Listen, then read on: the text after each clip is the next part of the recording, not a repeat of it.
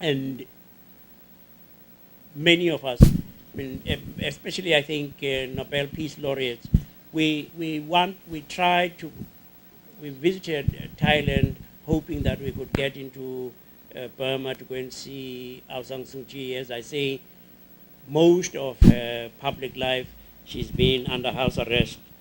Uh, Her husband and two children, two sons, are outside. Her two sons are in England. Her husband was dying of cancer, and he asked for permission to come and visit her, and they refused him. Uh,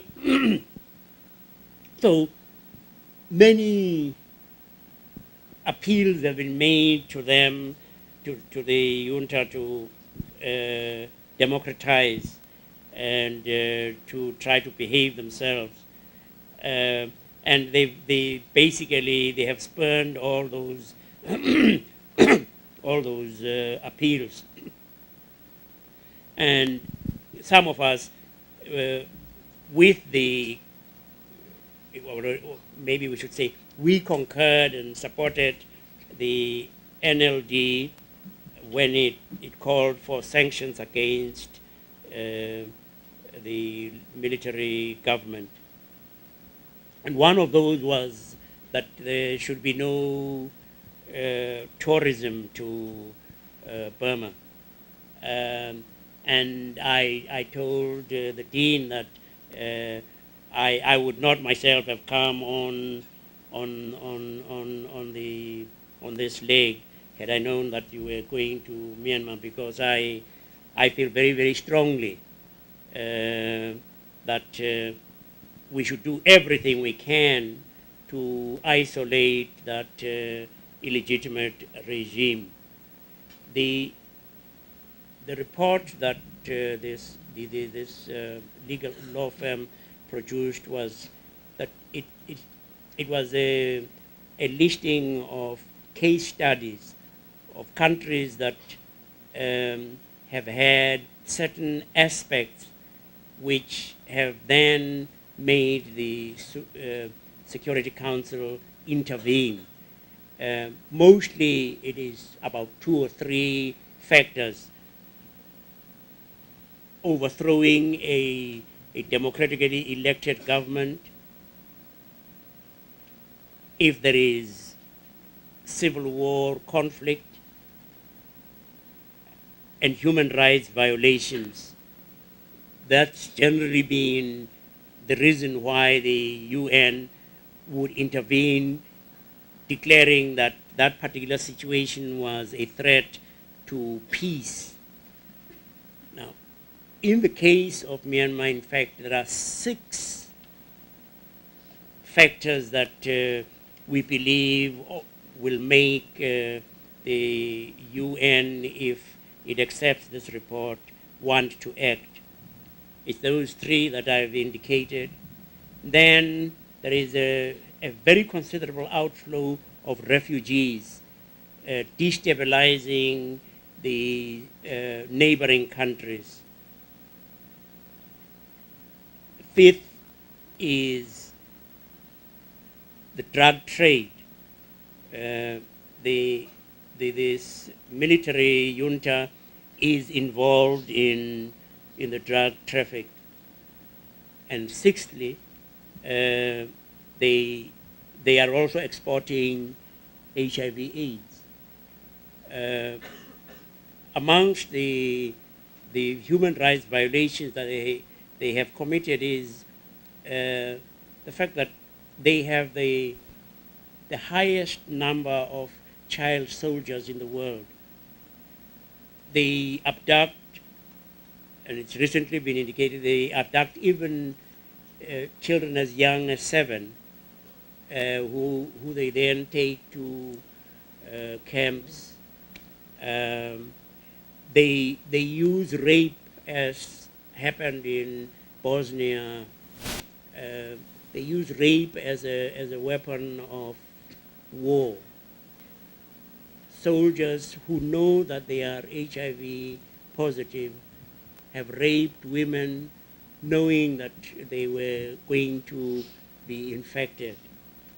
Um, and as I say, the democratically elected leader is not allowed to move freely around. She is under house arrest, very severe house arrest. And for those reasons, one hopes, I mean, that the UN will want to intervene. We've probably been somewhat hard on the Bush administration over Iraq. On this issue, they have they rate a first-class pass. They rate an A. They are one of those countries that have already imposed sanctions. And I was looking at something that was said by the Deputy Secretary of State, who was saying that they do want to bring this matter up in the Security Council.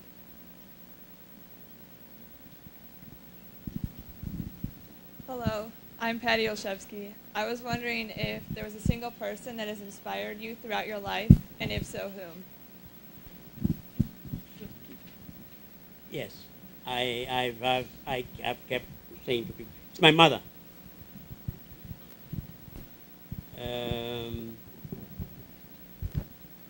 Who was yes, a remarkable person.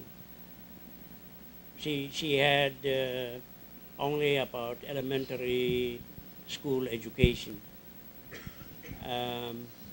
but she was an extraordinary human being.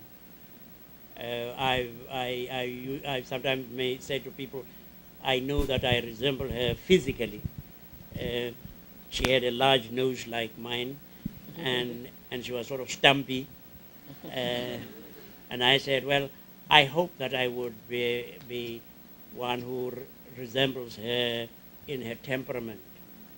Um, Leah gave her a nickname and said she was the comforter of the afflicted, because in the family, when people were having a tiff, uh, almost invariably my mother would take the side of the one who was having the worst of the argument, even if they were wrong.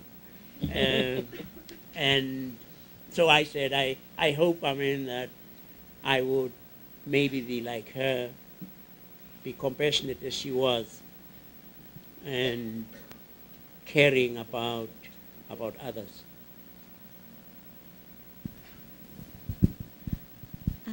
I had a question over here. Sorry. My name is Ashley, and it's a pleasure to talk with you. I was wondering, for both of you who's had experiences in resistance struggle and liberation, what you saw the viability of nonviolent resistance as. Because I know in global studies we talked about, especially in apartheid, there was the nonviolent phase and the violent phase. And in the U.S., our government claims that it seeks to liberate people, but they do it through violent means. And I'm wondering what you see about the future viability for nonviolence as a weapon of liberation.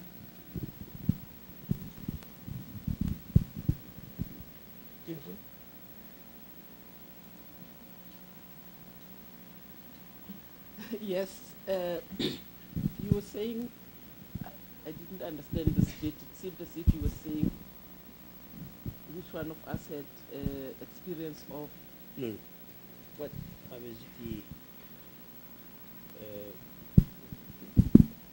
what do you think is the future, or either non-violent? Right, yeah, because you've But- experienced a fight for liberation, what you saw as far as nonviolence went and how viable that was as a means of resistance. I would say, I mean, nonviolence, there's a hope for nonviolence, but you can't do it alone. I mean, there was a very small group that was still advocating a nonviolent opposition to the apartheid rule. But without the outside help, the international help, that came through non-violent strategies like sanctions and boycotts, I don't think that the non-violent move would have taken much of the struggle. Because I think the world at large is a violent one. And we were dealing with a violent regime, and they didn't understand non-violence. They answered non-violence by violence, because when people marched, they were shot at and killed.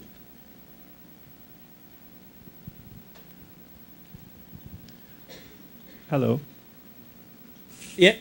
Following up on the nonviolent question, I understand that the first defense minister, or one of the first defense ministers of South Africa, was a black woman married to a white man who's a Quaker. She may be a Quaker too. Is this the case, and has that had any influence on South African defense, Quakers being pacifists? Yeah, they did have a deputy minister who was married to a Quaker. I don't know. I would say that sometimes we have been saddened by the fact that we continued to be involved in the armaments trade. South Africa has, and we are embroiled just now in controversy over the purchase of arms, and many are saying, who is our enemy? I mean, why go and spend billions on instruments of death and destruction when there are no enemies immediately, on our borders or anything? The real enemies are internal. It's poverty, it's unemployment, it's homelessness, and we ought to have invested the many billions that we are using to buy maybe sophisticated armory. So I think that her influence seemingly has been minimal. Question right here. My name is Michael Doherty, right over here. Yes, thank you. I was just wondering what issues are central in your mind right now and that you're involved with, and what do you hope to accomplish in regards to those issues? Well, I hope that you young people will help by continuing to be idealistic, that this world can be a world where poverty is eliminated. You can. We can. We've got the capacity to do so. We can ensure that no one goes to bed hungry. We've got the capacity. We can ensure that every single child has clean water. So I'm dreaming, and I hope we can all dream together of a world where we say they will know war no more, where they will in fact beat their swords into plowshares and their pruning and their spears into pruning hooks. That is not a utopian wild dream. It is possible. It is possible. It is possible. It is possible if we one day come to realize what appears to be a sentimental thing, that we are family. We are caught up in one another's existence. And even those who try to make out that they can go it alone, discover you can't. You can't. You're not going to win the war on so-called terrorism on your own. It's got to be that the world is involved. But I would want to say we'll never win the war on terror as long as there are conditions in many parts of the world that make people desperate. That's sort of clear. And the poverty, the disease, the ignorance, those are things that we can actually get rid of. We can in fact be what God wants us to be. Family who care about one another.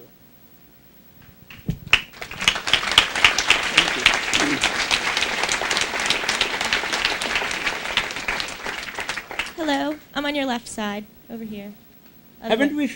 Well, Left side, left side. I thought we'd sung for our supper. No? Hi, my name is Andrea. I want to start off by saying that what you've done in your lifetime is truly awe-inspiring, and we need more people in our society who are not afraid to speak up for what they believe in the face of adversity, so I think what you've done is really great.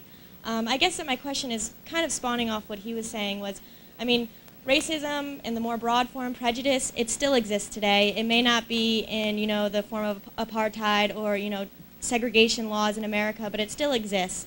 And what can we do, because so much power for every country, not just America, Africa, Myanmar, as you were saying, so much power and decisions reside in the hands of so few people that have the power and they have the wealth to make those decisions, and they make those decisions for everybody. And I guess my question is, what can we do as your average Joe to kind of, make sure that our kids and the children after us don't face racism or prejudice and are able to get a job no matter what the color of their skin or what their race is or their ethnicity or heritage, the whole 9 yards, so to speak. So, I mean, I guess, what can we do now? We're to this point where I feel like we're kind of at a dead end, where we've gotten the obvious racism out of the way, but now we need to get rid of the more subtle forms, and I think that's even a more harder battle to fight. So, Simple biblical answer: do to others as you would them do to you.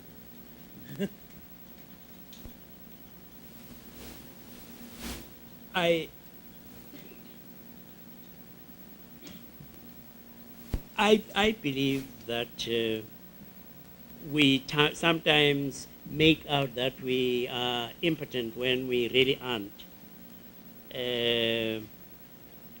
And there is a saying in Africa that says there's only one way of eating an elephant, one piece at a time. Do what you can where you are, and you will make a difference.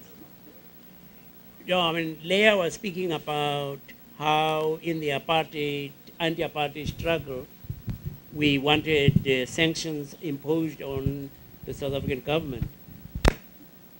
Mrs. Thatcher, as she then was totally opposed to sanctions.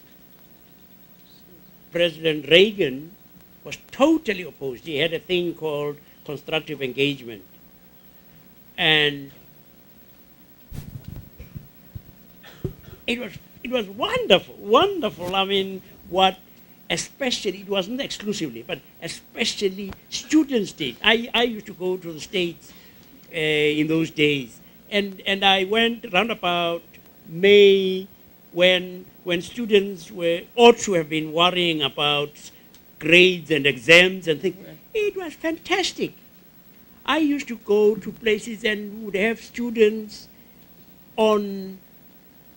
I mean, they were out there demonstrating on our behalf, seeking to force their institutions to divest. And as a result of that kind of pressure from all kinds of people, but I think particularly young people, the moral climate in your country changed. And President Reagan was hugely popular, but Congress passed the anti-apartheid legislation in the face of his opposition, and to the extent that they had a veto override. So he couldn't He couldn't veto that particular piece of legislation. So it can happen. I mean, that you can say, we care enormously about this thing. Like, I mean, about war.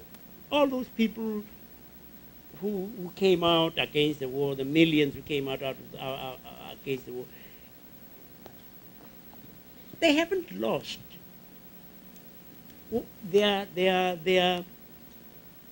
Their witness isn't something that just evaporates.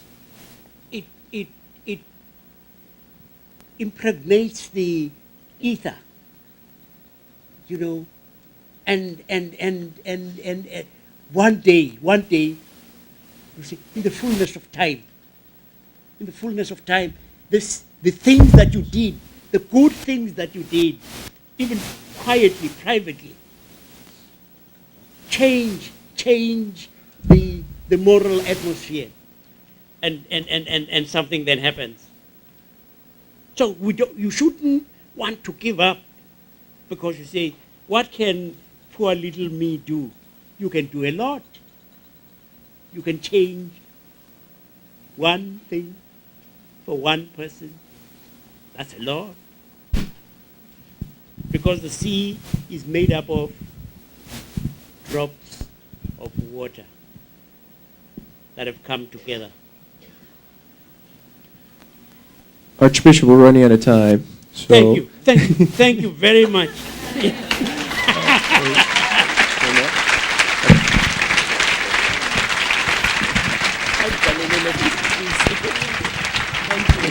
Thank you. I want to thank you. We didn't mean to overwork you so terribly. Thank you. Thank you, Harry. On behalf of our academic community, obviously we are deeply indebted to Archbishop Tutu and Mrs. Tutu for being willing to sit here and have the paparazzis around them, both in their questions and in their photography. They've been extremely gracious. We're very thankful and privileged Thank you. to have had you with us. We thank you so much for taking this time and for sharing with us. Thank you. Thank you. Bless you. Thank you, Dad. Thank you. Bishop Tutu.